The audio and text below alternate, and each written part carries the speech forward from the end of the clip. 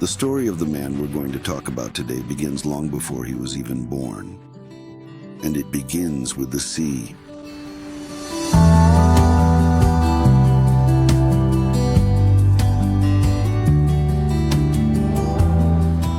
The grandfather of our hero in today's video, Grigory Rasalima, came from the Greek island of Kefalonia.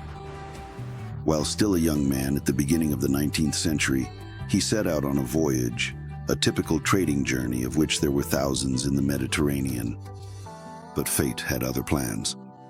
The ship carrying the founder of the Rasalima dynasty was shipwrecked.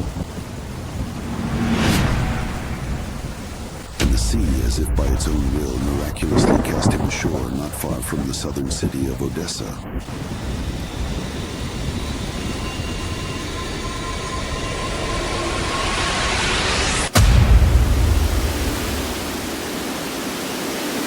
By some miracle, having survived, he made his way to the city. Thus, by a twist of fate, a man who had never planned to live in Russia found himself in a southern port city and remained there forever. Odessa welcomed him.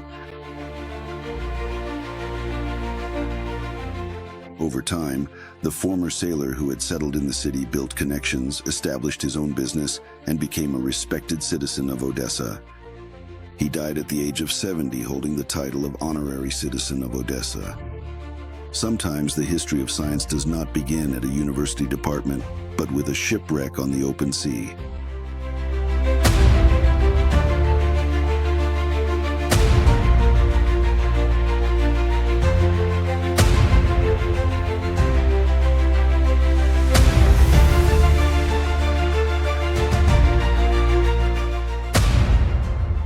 The son of this man, Ivan Rasalima, the father of the future scientist, became a typical representative of the Greek Odessa elite of the 19th century. He was engaged in commerce, traded in wine, and in time also achieved the rank of first guild merchant. But more importantly, he was actively involved in the public life of the city. Ivan Rasalimov served on city committees, including participating in projects to improve Odessa. The mother of young Grigory Ivanovich, who was also named Grigory after his grandfather, came from an educated Southern European background. This inner straightforwardness, unpretentious yet deeply personal, became an important moral compass for her son. In the Rasalim household, education, art, intellectual work, and a passion for the natural sciences and music were highly valued.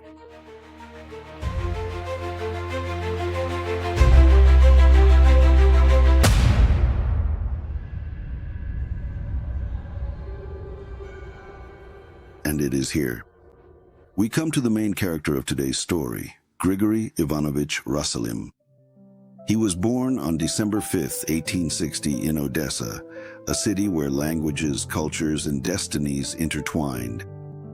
His birth was officially recorded at the Odessa Greek Holy Trinity Church, where the future scientist's father is listed as an honorary citizen of Odessa. Grigory Ivanovich received his first education at home.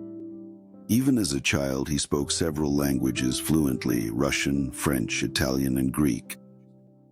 Then followed studies at Odessa educational institutions closely connected with the university environment. It was here that he developed his powers of observation as well as his interest in nature and in people. The Richelieu Gymnasium managed to awaken in me a love for literature and the natural sciences. At first, following his father's wishes, he prepared for a career as a military engineer. But medicine proved to be stronger. In 1879, he moved to Moscow and entered the medical faculty of Moscow University, a step that determined his entire future fate. From this moment begins the journey of a man who would offer the world a new way of understanding the psyche. Thus, Grigory Ivanovich enters the history of science. Rasalima, an Odessan by birth, but a European by culture and a scientist of global stature. He went down in history as one of the founders of scientific psychoneurology, He was one of those rare scientists who managed to combine clinical neurology, psychology, and pedagogy into a single system. The psychological profile method he created was a revolution. His method gained recognition not only in Russia but also in Europe and the United States, and is considered a precursor to modern neuropsychology. A special place in his work was devoted to child neurology and psychology. Rasalima was one of the first to view children with developmental disorders not as defective, but as individuals with their own unique psychological structure. Over the course of his life, Rasalima published more than 100 scientific works.